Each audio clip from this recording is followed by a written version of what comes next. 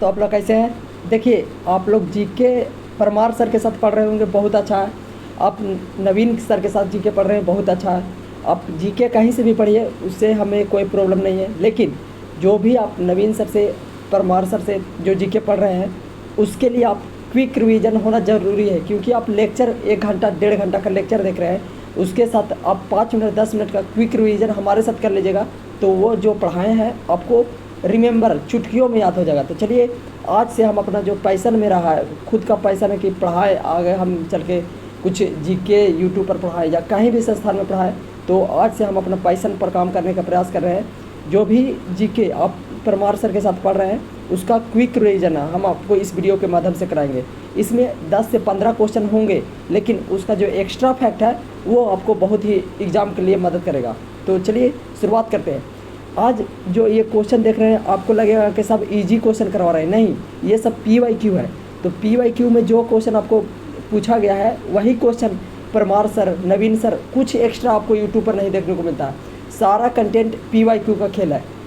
Selection मतलब PYQ पहले आपको ज़रूर सॉल्व करना है, तभी आपका सिलेक्शन होगा। क्योंकि PYQ देखिए, परीक्षा में क्या होता है, मान के चलिए 40 क्वेश्चन प्री में पूछा जाएगा, तो आपको इसमें से 25 क्वेश्चन, आपको 20 से 25 क्वेश्चन जो रहेगा, जो ओल्ड में पूछा गया है एग्ज़ाम 2017 2019 जितना भी ग्रुप डी जेई ये सब में पूछा गया है, वही क्वेश्चन आपको रिपीटेशन देखने को मिलेगा। मात्र 5 से 6 आपको करंट अफेयर्स ही कवर कर लेगा, तब 25 यहाँ, 5 से 6 यहाँ, तो 31 क्वेश्चन हो गया लगभग। और उसमें साइंस क्वेश्चन फिर 5 से 6 कवर हो जाएगा, तो लगभग 40 क्वेश्चन यहीं से देखने को मिलेगा। तो आपको अगर अच्छा लगे तो मेरे चैनल को सपोर्ट कीजिए, लाइक कीजिए, और डेली हम ये वीडियो अपलोड करेंगे, तो डेली देखने का प्रयास कीजिए। आपको जो भी कमेंट करना है कि हाँ सर ये इम्प्रूव कर सकते हैं, तो हम आपको आपके अकॉर्डिंग इम्प्रूव करने का प्रयास करेंगे। ये हमारा चैनल नहीं, ये आपका चैनल है, तो आपके अकॉर्डिंग ये चैनल चलेगा। तो सपोर्ट कीजिएगा, कृपया करके आप लोग सपोर्ट कीजिए। बस बिना टाइम पास करते हुए स्टार्ट करते हैं। पहला क्वेश्चन हम देखेंगे कि प्रार्थना समाज के संस्थापक, प्रार्थना समाज के संस्थापक कौन है? तो आत्माराम पांडुरंग। आप कभी कभी आर्य समाज भी आपको यहाँ क्वेश्चन में दे देगा, प्रार्थना समाज, वहाँ ऑप्शन में राजा राम मोहन राय, आत्माराम पांडुरंग, दयानंद सरस्वती मिल जाएगा, तो आप वहाँ कन्फ्यूजन में आ जाते हैं कि हम किसको क्लिक करना है। तो आपको जो 1 लाइनर के फॉर्म में अगर आप एक बार याद कर लेते हैं, तो आपको हमेशा के लिए याद हो जाएगा। तो प्रार्थना समाज के संस्थापक कौन है? तो वो है आत्माराम पांडुरंग। वही अगर बात किया जाए ब्रह्म समाज के संस्थापक कौन है? तो वो है राजा राम मोहन राय। उन्होंने कुछ और संस्था की स्थापना की थी, जैसे आत्मीय सभा के स्थापना किया, ब्रह्म समाज की स्थापना किया, और उनको कुछ बुक भी फेमस है। जिसे राजा राम मोहन राय के बारे में अगर जाने, तो उन्हें राजा जी की उपाधि किसने दी थी? तो अकबर द्वितीय ने दिया था राजा जी की उपाधि। उनका पुस्तक जो फेमस बुक है, मिरातुल अखबार संवाद कैमुदी, इनका फेमस बुक है। और राजा राम मोहन राय को भारत का पश्चिमी जो पुनर्जागरण का जनक भी किसे कहा जाता है? भारत को पुनर्जागरण का जनक किसे कहा जाता है? तो वो भी राजा राम मोहन राय को ही कहा जाता है। तो ये सब फैक्ट याद रखिएगा, आपका सिलेक्शन में मदद करेगा। मेरे साथ जुड़े रहिए, आपको ज़रूर इम्प्रूवमेंट देखने को मिलेगा। चलिए आगे चलते हैं। अगला क्वेश्चन है, पट्टचित्र शैली पेंटिंग किस राज्य से जुड़ा हुआ है? अगर पट्टचित्र शैली की अगर बात किया जाए, तो ये उड़ीसा से जुड़ा हुआ है। तो आप लोग याद रखिएगा, पट्टचित्र शैली कहाँ से है? तो उड़ीसा से। अगर बिहार की बात किया जाए, तो मधुबनी पेंटिंग फेमस है। कलमकारी पेंटिंग की अगर बात किया जाए, तो आंध्र प्रदेश से फेमस है। और वही अगर बार्ली की बात किया जाए, तो महाराष्ट्र, रंगोली भी महाराष्ट्र में ही आ जाता है। और वही फड़ चित्रकला की बात की जाए, तो कहाँ से फेमस है? राजस्थान से फेमस है। आपको राइटिंग कैसा लगा? अगर अच्छा लगा राइटिंग, तो कमेंट कीजिएगा, आपको क्लियर पता चलना चाहिए बस। तो इससे क्या आपको करना है कि आपको जो भी पेंटिंग रिलेटेड, स्टैटिक जीके के अंतर्गत ये टॉपिक आ गया कि जो भी पेंटिंग, और हम नेक्स्ट वीडियो में प्रयास करेंगे कि जो भी स्टेट से रिलेटेड पेंटिंग है वो लेके आएंगे एक एक करके, जिससे कि आपको याद होते चले, रिमेंबर होते चले। अगला क्वेश्चन क्या है कि पर्यावरण संरक्षण एक्ट कब पारित हुआ था? पर्यावरण संरक्षण एक्ट कहने का मतलब कि पर्यावरण जिसे क्या हो रहा था, उसी से में चिपको आंदोलन ये सब चलाया गया। क्योंकि अंग्रेज के काल में क्या हो रहा था कि पेड़ों का कटाई बहुत ज़्यादा तेज़ी से हो गया था। तो उससे देश आज़ाद होने के बाद भारत में बहुत सारे बंजर भूमि होने लगे। उससे बचने के लिए भारत सरकार ने क्या किया कि पर्यावरण संरक्षण एक्ट लाया, जिससे प्रकृति में प्रदूषण से बचाया जा सके। तो एक्ट कब पारित हुआ था? 1986 में।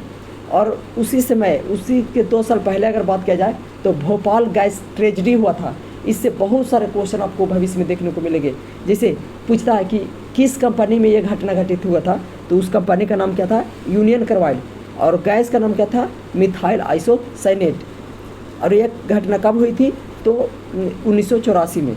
अगला क्वेश्चन अगर बात किया जाए कि प्रोजेक्ट एलिफेंट भारत सरकार के द्वारा कब लाया गया था, तो 1992 में। प्रोजेक्ट टाइगर कब लाया गया था, तो 1973 में। आपको कमेंट करते चलिए।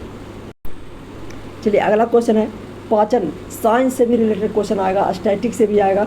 आपको बाद में जब एग्ज़ाम से 1-2 महीना पहले बचेगा तो हम लोग आपको करेंट भी इसमें ऐड कर देंगे।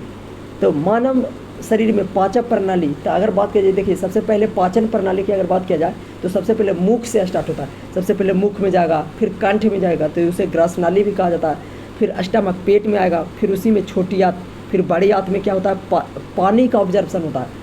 कहेगा कि बड़ी आंत में क्या भोजन का पाचन होता था, नहीं, उसमें पानी का ऑब्जर्वेशन होता है, वाटर ऑब्जर्वेशन होता है। फिर मलाशय में जाएगा, फिर एनएस के माध्यम से क्या होता है, बाहर निकल जाता है। और सबसे अगर बात किया जाए कि छोटी आंत, नाम छोटी आंत है लेकिन इसका साइज बड़ी आंत से भी बड़ा है। बड़ी आंत नाम क्यों धराया, तो उसका जो डायमीटर होता है वो छोटी आंत से ज़्यादा होता है, इसलिए उसके नाम क्या धरा गया, बड़ी आंत धरा गया। याद रखिएगा। किसी व्यक्ति का द्रव्यमान अगर पृथ्वी पर 60 kg है तो चंद्रमा पर क्या होगा, आप लोग देखेंगे कि वहाँ 10 kg भी आपको ऑप्शन में वहाँ देखने को मिलेगा, तो वो गलत हो जाएगा। क्योंकि भार होता है जो क्या होता है, mass into gravity, mass into G, M into G होता है। तो जी क्या होता है, ग्रेविटेशनल कांस्टेंट है। अगर वेट पूछेगा तो क्या करना है आपको, द्रव्यमान इंटू ग्रेविटेशनल कांस्टेंट।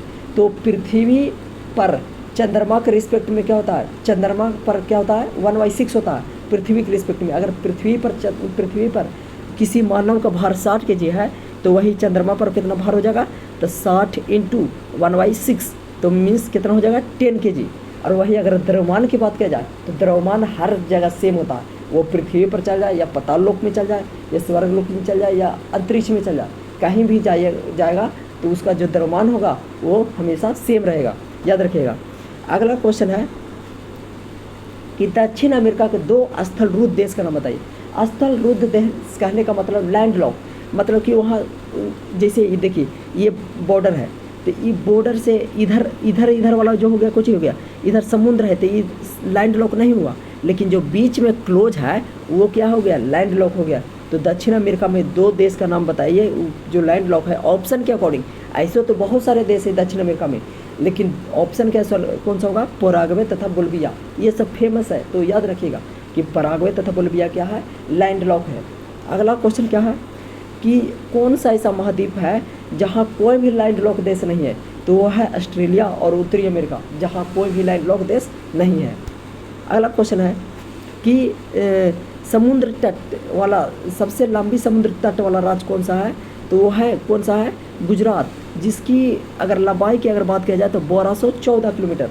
और वही अगर बात किया जाए कुल राज्य जो समुद्र तट से लगता है वो कितना है, राज्य है 9 राज्य, जिसमें गुजरात हो गया, महाराष्ट्र हो गया, कर्नाटका हो गया, गोवा हो गया, केरला हो गया, तमिलनाडु हो गया, आंध्र प्रदेश हो गया, उड़ीसा हो गया और पश्चिम बंगाल हो गया।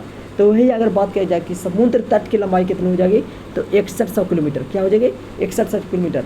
और वही अगर बात किया जाए कि समुद्र प्लस द्वीप मिलाकर कितना हो जाएगा, तो 7516 किलोमीटर।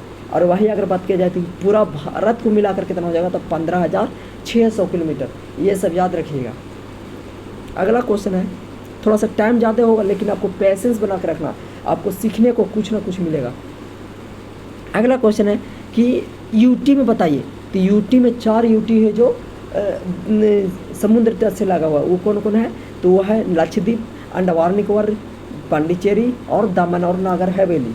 अगला क्वेश्चन है कि बताइए फुल फॉर्म ऑफ यूआरएल का फुल फॉर्म। कंप्यूटर से भी आपको 2 से 3 क्वेश्चन आपको देखने को मिलता है, तो उसमें से फेमस क्वेश्चन क्या है, यूआरएल। तो यूआरएल का फुल फॉर्म होता है यूनिफॉर्म रिसोर्स लोकेटर। यूआरएल का फुल फॉर्म क्या होता है, यूनिफॉर्म रिसोर्स लोकेटर। अगला क्वेश्चन है SIM का फुल फॉर्म, जो हम लोग सिम यूज करते हैं तो उसका फुल फॉर्म आपको याद रहना चाहिए। तो उसका फुल फॉर्म होता है subscriber identity module, subscriber identity module. अगला क्वेश्चन है कि बताइए कि आलू संस्थान कहाँ है, जिसे शोध संस्थान भारत में बहुत सारे शोध संस्थान है। तो उसमें जो फेमस क्वेश्चन है, आलू शोध संस्थान कहाँ है? शिमला में। गन्ना शोध संस्थान कहाँ है? कोयम्बटूर में। तंबाकू शोध संस्थान कहाँ है? तो आंध्र प्रदेश राजमुंद्री में है। यह सब क्वेश्चन आपको याद रखना है। तो आपको ये कंटेंट कैसा लगा? अगर अच्छा लगे तो लाइक कीजिएगा। आपका अगर डिमांड अच्छा रहा तो और उसमें क्वेश्चन ऐड करने का प्रयास करेंगे। तो चलिए, अगर अच्छा लगे तो 10 मिनट में हम अपने आपके टारगेट को पूरा करने का प्रयास किया है। तो ज़्यादा से ज़्यादा वीडियो को शेयर कीजिए, लाइक कीजिए और चैनल को सब्सक्राइब कीजिए NTPC में सिलेक्शन के लिए। धन्यवाद।